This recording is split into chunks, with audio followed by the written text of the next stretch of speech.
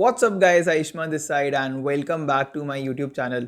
आप लोगों ने नोटिस किया होगा कि आप लोग कभी भी नूडल्स नहीं मांगते हो, आप लोग मैगी मांगते हो, आप लोग कभी भी फोटो कॉपी नहीं कराते, आप जेरोक्स कराते हो। सिमिलरली आप किसी को ये नहीं पूछते कि यार तूने अपना लाइफ इंश्योरेंस करा लिया, आप कहते हो कि ब्रो तूने अपनी LIC करवा ली।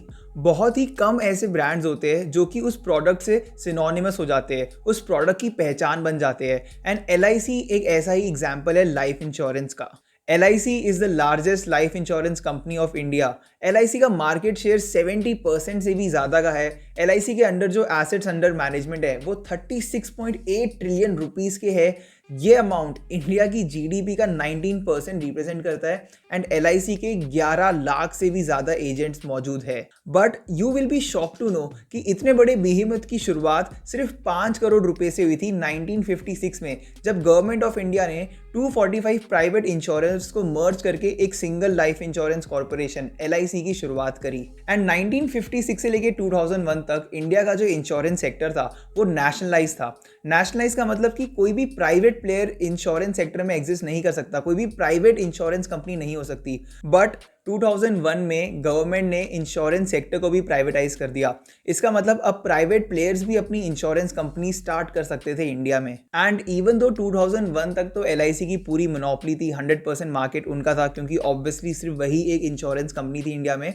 2001 के बाद से बहुत सारे प्राइवेट प्लेयर्स जैसे कि HDFC, ICICI, max life insurance, SBI life, बहुत सारे प्लेयर्स आए हैं जिन्होंने LIC के इस मार्केट शेयर को कम किया है। But the interesting thing over here is that even after 20 years of this privatization, LIC still has a monopoly in the Indian life insurance market. As of financial year 21, LIC has a market share of 64.1% in terms of premium, 74.6% in terms of number of individual policies issued and 81.1% in terms of number of group policies issued. लेकिन LIC ने privatisation के बाद भी इतना बड़ा and strong market share कैसे command किया?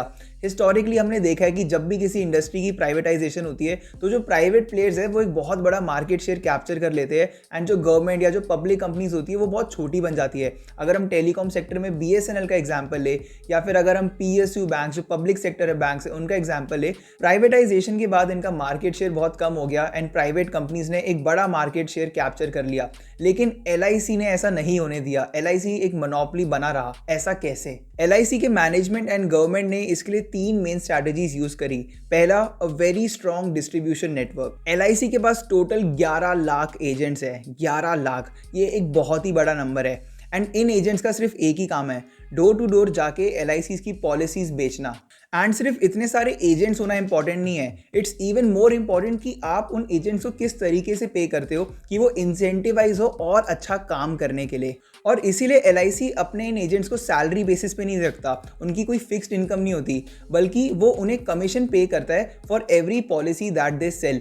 And ये कमीशन बहुत ही ज़्यादा हाई होता है क्योंकि LIC एजेंट्स को पता होता है कि उनकी ऐसी कोई फिक्स सैलरी या इनकम नहीं है, उन्हें उतना ही पे मिलेगा जितनी वो पॉलिसीज बेचेंगे। इसीलिए वो काफ़ी अच्छा और इफेक्टिव काम करते हैं। दूसरी इंपॉर्टेंट स्ट्रैटेजी है LIC की स्ट्रॉन्ग मार्केटिंग एंड ब्रांडिंग।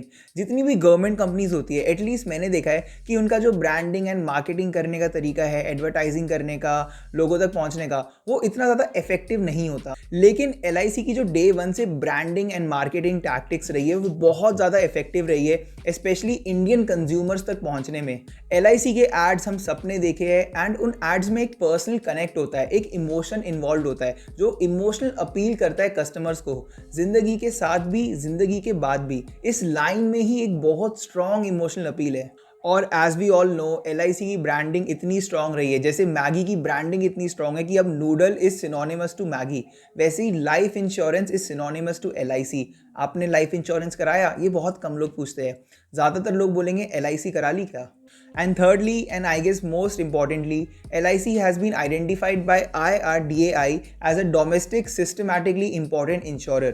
इसका मतलब है कि कल को अगर LIC के साथ कुछ भी खराब या बुरा होता है, उनके पास पैसे खत्म होने लगते हैं, तो गवर्नमेंट स्टेप इन करेगी LIC को सेव करने के लिए, बचाने के लिए। तो इसका मतलब ये है कि आपका पैसा बेसिकली LIC के पास 100% सेफ है, गवर्नमेंट एश्योर्ड है एक तरीके से। लेकिन अगर हम प्राइवेट इंश्योरेंस कंपनीज की बात करें, अगर उनके साथ कुछ होता है तो गवर्नमेंट ऐसा कुछ स्टेप इन करना मैंडेटरी मैंडेटरी नहीं है, वो पैसा फिर भी आपका थोड़ा रिस्क पे है। एंड गाइज यहाँ पे मैं ये भी कहना चाहता हूँ कि मैं इस चैनल पे हर हफ्ते ही stock market, personal finance, crypto currency, investing, इन सब टॉपिक्स पे वीडियोस डालता रहता हूँ। तो अगर आपने अभी तक इस चैनल पे सब्सक्राइब नहीं किया है तो सब्सक्राइब का बटन दबाना बिल्कुल मत भूलना। सो मूविंग ऑन, अब जानते हैं कि आप जब LIC को अपना पैसा देते हो, अपना प्रीमियम पे करते हो, तो LIC उस पैसे के साथ करता क्या है? Well, if you are thinking कि LIC सिंपली उस पैसे को सेव करता है, किसी सेविंग अकाउंट में डालता है या फिर कैश में किसी तिजोरी में रखता है, देन यू आर रॉन्ग। आप जितना भी पैसा LIC को देते हो, LIC उसको आगे जाके इन्वेस्ट करता है। एंड ये जितना भी पैसा है जो LIC के पास है, जिसको वो इन्वेस्ट करता है या बेसिकली मैनेज करता है, उसको हम लोग LIC का एसेट अंडर मैनेजमेंट कहते हैं। बेसिकली कितना पैसा है जो कि LIC मैनेज कर रहा है। And this same term is use for any other insurance company also, या फिर किसी म्यूचुअल फंड कंपनी के लिए भी, कि वो म्यूचुअल फंड कंपनी कितना पैसा टोटल मैनेज कर रही है, इन्वेस्ट कर रही है, या कोई और इंश्योरेंस कंपनी टोटल कितना पैसा मैनेज कर रही है। इसको हम लोग उनका एसेट अंडर मैनेजमेंट AUM कहते हैं। And now I want you to guess कि इंडिया का सबसे बड़ा एसेट मैनेजर कौन है, मतलब किस कंपनी या इंस्टीट्यूट के अंदर सबसे ज्यादा एसेट्स अंडर मैनेजमेंट है। अगर आप सोच रहे हो कोई बहुत बड़ा म्यूचुअल फंड हाउस जैसे एक्सिस बैंक या फिर UTI या फिर कोई बहुत बड़ा bank, then you are wrong.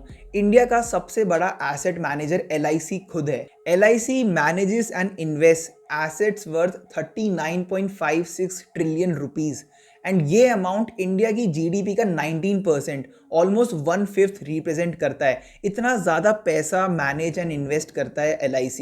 And LIC का ये जो AUM है, ये इंडिया के बाकी सारे प्राइवेट लाइफ इंश्योरेंस कंपनीज के AUM के कंबाइंड से भी 3.3 टाइम्स ज्यादा है। इतना ज्यादा AUM। और अगर आप इंडिया के सारे म्यूचुअल फंड्स को, पूरी म्यूचुअल फंड इंडस्ट्री का AUM निकालोगे तो उससे 10% ज्यादा है LIC का AUM, यानी कि 1.1 times the size of entire mutual funds industry of India. इससे हमें पता चलता है कि LIC कितना बड़ा बेहेमथ है इंडिया में, कितना ज्यादा पैसा LIC alone invest and manage करता है। एंड अब अगर हम LIC के इन्वेस्टमेंट्स की बात करें तो एज ऑफ सितंबर 2021 37.5% LIC की जो इन्वेस्टमेंट है वो सेंट्रल गवर्नमेंट सिक्योरिटीज में है, 24.78% इक्विटीज यानी कि स्टॉक मार्केट में है, 24.61% स्टेट गवर्नमेंट सिक्योरिटीज में है, एंड लगभग 8.07% कॉर्पोरेट बॉन्ड्स में इन्वेस्टेड है। इसका मतलब LIC का जो मेजॉरिटी इन्वेस्टमेंट है वो डेट में है, यानी कि ज़्यादा सेफर एसेट में है।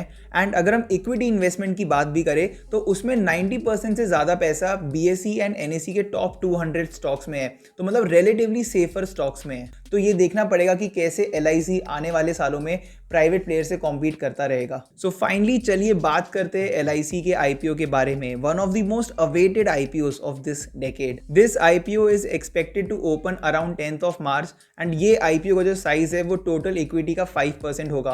अभी तक 100% ओनरशिप गवर्नमेंट के पास है, तो 5% ओनरशिप गवर्नमेंट IPO में ऑफर फॉर सेल कर रहा है, यानी कि पूरा पूरा बेच रहा है। LIC इस IPO से पैसे रेज नहीं करने वाला, तो 95% ओनरशिप अब गवर्नमेंट की होगी एंड 5% जनरल पब्लिक की होगी after this IPO। And after this IPO LIC will become one of the biggest Indian companies by market capitalization. So इसी के साथ हम इस वीडियो के एंड में भी आ चुके हैं। आई होप आपको ये वीडियो पसंद आई हो। अगर आपको वीडियो इन्फॉर्मेटिव लगी, नॉलेज आपको इस वीडियो से मिली, तो प्लीज़ इस वीडियो को अपने दोस्तों के साथ, अपने फैमिलीज के साथ ज़रूर शेयर करना, स्पेशली उन लोगों के साथ जो कि स्टॉक मार्केट में इन्वेस्ट करते हैं एंड जो कि IPO के लिए अप्लाई करने के लिए सोच रहे हो।